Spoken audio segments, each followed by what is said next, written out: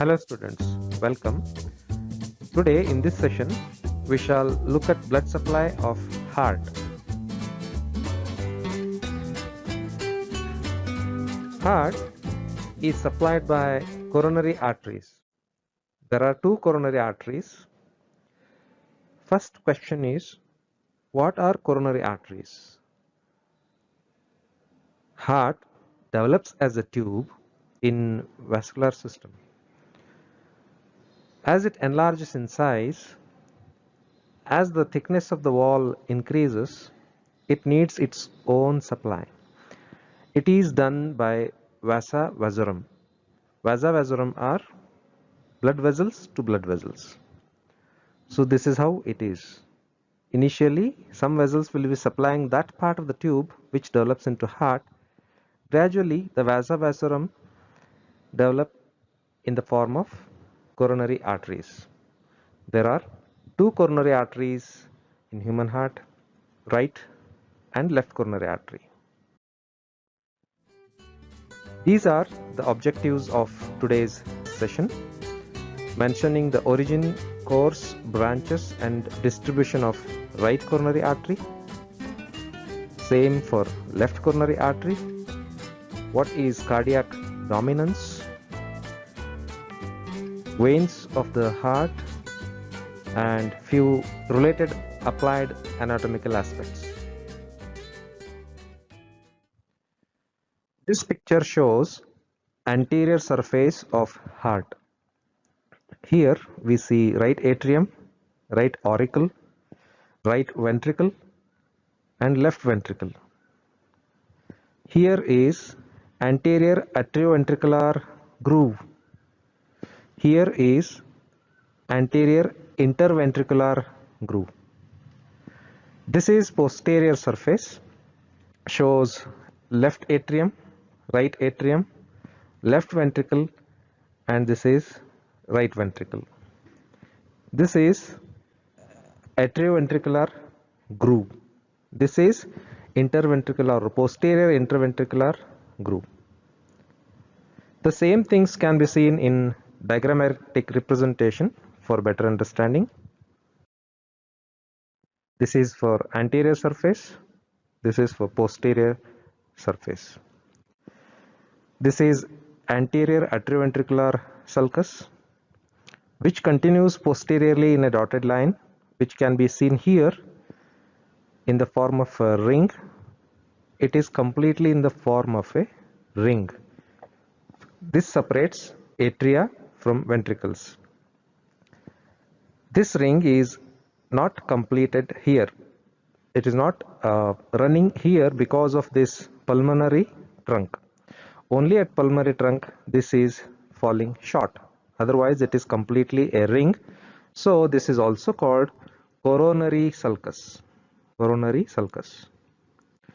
This is anterior interventricular groove or sulcus and this is posterior interventricular sulcus, which can be seen here. Posterior interventricular sulcus meets coronary sulcus and this is crux of the heart.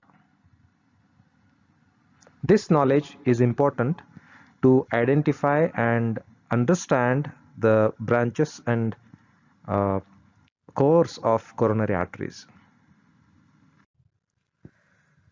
This picture shows valves of heart, where both atria have been removed in this picture. These are atrioventricular valves, left and right, bicuspid and tricuspid, and these are aortic valves and these are pulmonary valves. Where aortic and pulmonary valves are open, this is systole of ventricle. When ventricles are contracting, tricuspid and bicuspid valves are closed, blood is not coming back to atria. It is going out of the ventricles through great vessels. This is one more picture, shows ventricular diastole, where ventricles are filling, bicuspid and tricuspid valves are open, aortic valves and pulmonary valves are closed. Blood is not coming back to the ventricles. In this picture, This is actually anterior side and this is posterior side. So in aortic opening, this is anterior valve and these two are posterior valves. Here in aortic sinus, this is dilated part of the beginning of aorta. Coronary arteries take origin just above the valves. This is right coronary artery and this is left coronary artery. This is wrongly labeled here. This is right coronary artery, this is left coronary artery. Right coronary artery arises from aortic sinus, that is on the anterior part of the aortic sinus. Left coronary artery arises from the left posterior part of the aortic sinus. Let us look at the course, branches and distribution of right coronary artery. Right coronary artery takes origin from anterior part of the aortic sinus, which descends down in anterior atrioventricular groove or coronary sulcus. It descends down between pulmonary trunk and right auricle and it runs down till the inferior border. Then it runs on the posterior surface in coronary sulcus till it reaches the crux. Once it reaches the crux, it turns into posterior interventricular groove. So this is the course of the right coronary artery. During its course, it has many branches like SA nodal branch. These are the right conus artery. This is supplying root of the right ventricle. These are branches to the right atria. These are branches to the right ventricle. And there is a most evident branch, that is right marginal branch, which is along with the inferior border of the heart. And in its posterior course, it has again atrial branches, ventricular branches, and it is supplying posterior interventricular area. It is also supplying interventricular septum, posterior part of the interventricular septum. So what are the areas supplied by right coronary artery?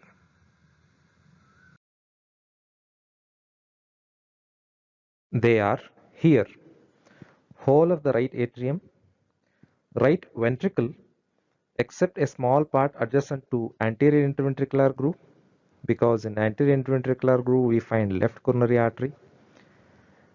Right coronary artery supplies left ventricle, that too very near to posterior interventricular groove because its course is still there.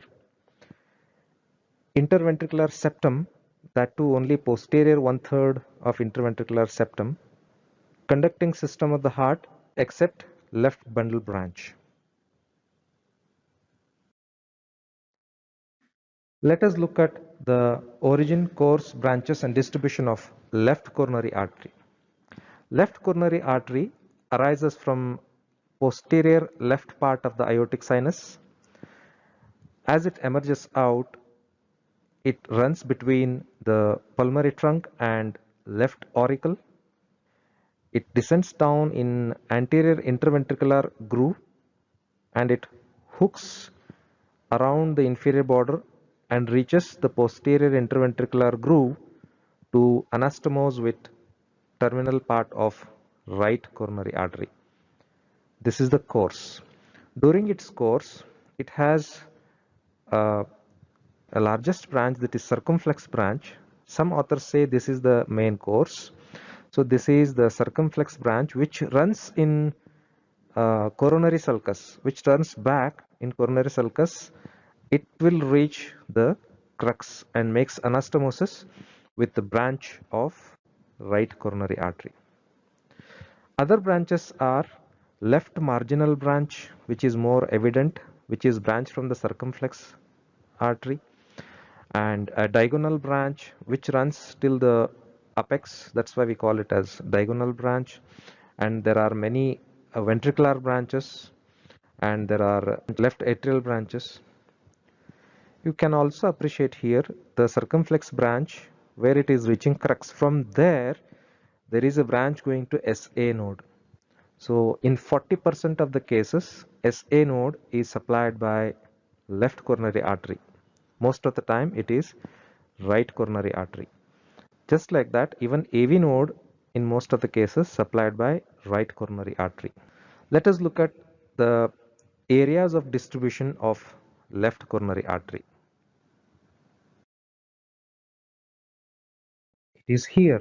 The left coronary artery supplies whole of the left atrium, which is on the back, left ventricle, except the area adjoining posterior interventricular groove, because here it is right coronary artery. Left coronary artery supplies right ventricle adjoining anterior interventricular groove. It supplies interventricular septum, that too anterior two-third part of interventricular septum. The conducting system, only the left bundle branch of His is supplied by left coronary artery. This branch of the left coronary artery is also called as LAD, left anterior descending, and here the right coronary artery, the main course is called as right anterior descending. We are looking at both right and left coronary arteries in one picture. This is right anterior descending, marginal branch, SA nodal branch, continuation till the crux, and posterior interventricular groove is having this branch of right coronary artery. This is left coronary artery, circumflex branch, marginal branch, diagonal branch, left anterior descending, ventricular branches, and it is meeting the right coronary artery in posterior interventricular groove. Same thing is shown in this picture as well. When you look at the cross section of both ventricles and look for the blood supply, which part of the ventricle receives which artery, whether it is right or left coronary artery. So here it is. So this is left ventricle having thick wall, and this is right ventricle. This is anterior interventricular groove. This is posterior interventricular groove. In anterior interventricular groove, we find LAD, left anterior descending. This is left coronary artery. So most of the left ventricle is supplied by left coronary artery, except the area adjoining posterior interventricular groove, because it is by right coronary artery. And it is also supplying right ventricle at the area adjoining with anterior interventricular groove. Just like that, the green colored area shows distribution of right coronary artery. Well, now let us look at what is cardiac dominance. It is also called as coronary predominance. Cardiac dominance is based on the origin of posterior interventricular artery. See in this picture, posterior interventricular artery is shared by right coronary artery as well as left coronary artery. In most of the cases, posterior interventricular artery is branch of right coronary artery. Then it is called right dominance. If it is from left coronary artery, it is called left dominance. Look at these pictures. Here it is right dominant. Here it is left dominant because the posterior interventricular artery is branch of circumflex artery. In this case, most of the cardia is supplied by left coronary artery only. But in this picture, it is balanced. Remember, in most of the cases, right coronary artery is dominant. Now, let us look at the veins of heart. This is seen from anterior side. This is from posterior side. Chiefly, we have a structure or a bigger vein of the heart which receives most of the smaller veins. So that is called coronary sinus, which is located in coronary sulcus. That's why it is called as coronary sinus. This is posterior view. This is coronary sinus, which finally drains into right atrium. So there are many tributaries to coronary sinus. From anatomical position, if you see coronary sinus, from its left side there is a great cardiac vein which drains into it, left marginal vein, middle cardiac vein. From its right side it is right marginal vein, oblique vein of left atrium, and there is one more branch, that is posterior vein of left ventricle. So all these are tributaries to the coronary sinus. Finally it drains into right atrium. There are other veins to name. They are anterior cardiac veins which drain the infundibular part of the right ventricle. They directly drain into right atrium. There are other smaller veins called Thevesian veins or venae cordis minimi, which drain then and there itself within the nearby chambers. We mentioned few applied anatomical aspect of blood supply. Atheromatous plaque. So these are pathological blockages within coronary vessels which can sufficiently damage or block the coronary vessels to decrease the supply to the distributing area of particular coronary artery. So this is seen in diabetics, smokers, and who are having sedentary lifestyle. Angina pectoris is a clinical condition where on exertion, on physical activity, pain is felt on the area of left side of the chest.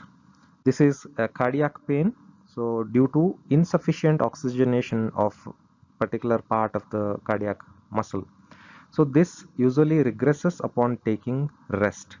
So if atheromatous plaque or blockage is much more enough to completely occlude the coronary vessel, it can result in damage of that particular part of the cardiac muscle, which is called myocardial infarction or heart attack or heart block.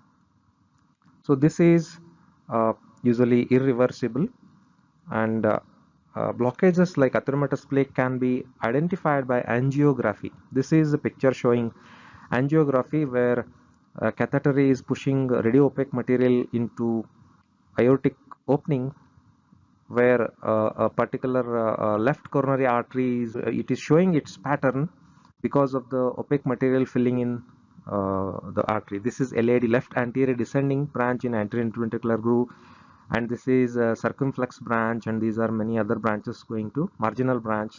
You can see some occlusions, blockages. Arrows are showing incomplete filling. So like that, we can identify the occlusions in coronary arteries by this investigative procedure, that is angiography.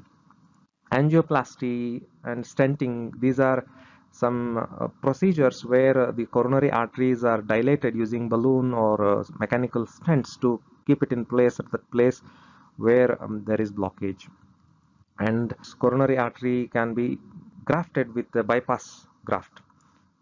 A different vessel can be taken from part of the body and it can be anastomosed between aorta and distal to occlusion. Separate vessel can be established. That is called bypass grafting. So for your self-study, I have a question. Are coronary arteries and arteries? Do they not form any anastomotic channels when they block? So this is for your self-study assignment. This ends the session. Thank you.